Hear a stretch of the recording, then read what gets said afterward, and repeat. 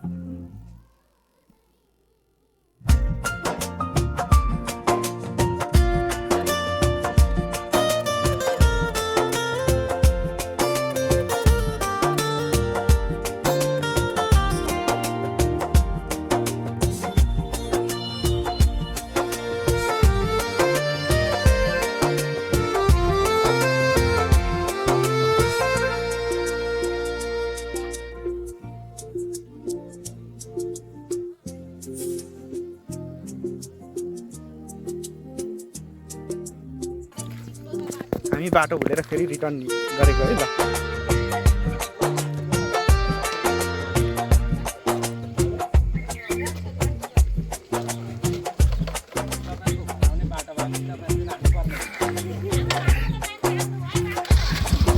अलमा लिएर फेरि पुनः त्यही ठाउँमा रिटर्न भइरहेको छौँ।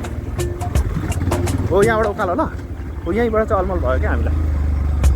यहाँबाट उकालो यस्तो यही बाटो उकालो भनेको त हेर्नु त जान सकिने उकालो छैन। यतै हो हाम्रो बाटो चाहिँ।